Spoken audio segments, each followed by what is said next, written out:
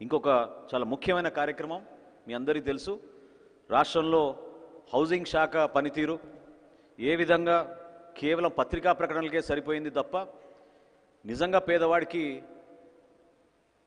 ఒక కళ, ఒక ఆశ, సొంత ఇల్లు కోసం ఎదురు చూస్తూ ఎన్నో సంవత్సరాల నుంచి వాళ్ళు మరి ఈ ప్రభుత్వాన్ని నమ్ముకుని, జగన్మోహన్ రెడ్డి గారు నమ్ముకుని అందరూ ఓట్లు వేశారు. ఆ కళ నిజమవుతుందనే ఉద్దేశంతో వాళ్ళు నిజంగానే ప్రభుత్వం పక్షాన నిలబడి వాళ్ళు పోరాటం చేసినా ఈ ప్రభుత్వం మాత్రం ఈ 3.5 సంవత్సరాల్లో కేవలం 8% ఈ గృహ నిర్మాణ పథకం కింద వాళ్ళు పెట్టుకున్న టార్గెట్స్ రీచ్ అవ్వగలిగారు.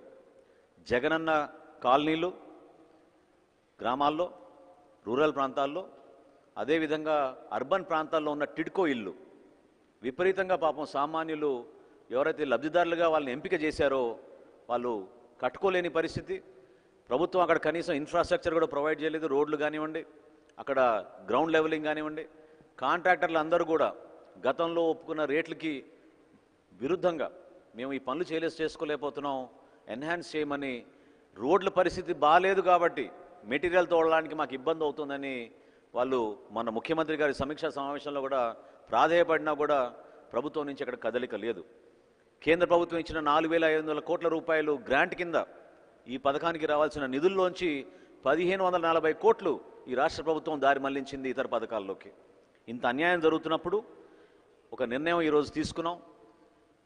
జగనన్న కాలనీసు, ఈ టిడ్కో ఇల్లు నవంబర్ 12, 13, 14 తారీఖులో రాష్ట్ర వ్యాప్తంగా జనసేన పార్టీ ఒక సోషల్ ఆడిట్ చేయబోతోంది. దీంట్లో చాలామంది రిటైర్డ్ ఇంజనీర్లు, నిపుణులు, మాకు సహకరించడానికి చాలామంది ఆర్కిటెక్ట్స్ ఎంతోమంది ముందుకొచ్చారు.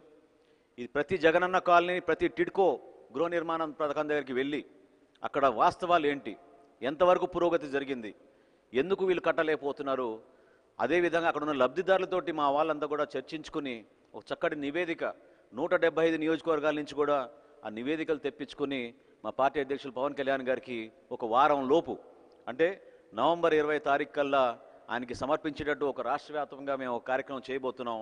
ఈ జగనన్న కాలనీలు, ఈ టిడ్కో గృహాలపైన జరుగుతున్న అవాస్తవ ప్రచారం, ఎంత దుర్మార్గంగా ప్రజల్ని మోసం చేస్తూ ఈరోజు పాపం వాళ్ళు బ్యాంకుల నుంచి తెచ్చుకున్న రుణాలు దానిపైన వడ్డీలు కట్టుకునే పరిస్థితి ఉంటే, మరి మహాత్మా గాంధీ జాతీయ ఉపాధి పథకంలో ఏ విధంగా సోషల్ ఆడిట్ చేస్తారో ఒక మంచి స్ఫూర్తితోటి చాలా టెక్నికల్గా పర్ఫెక్ట్గా చేస్తారో అదేవిధంగా మా జన సైనికులు, మా వీర మహిళలు, మా నాయకులు అందరూ కలిసికట్టుగా రాష్ట్ర వ్యాప్తంగా ఈ కార్యక్రమాన్ని ముందుకు తీసుకెళ్తారు.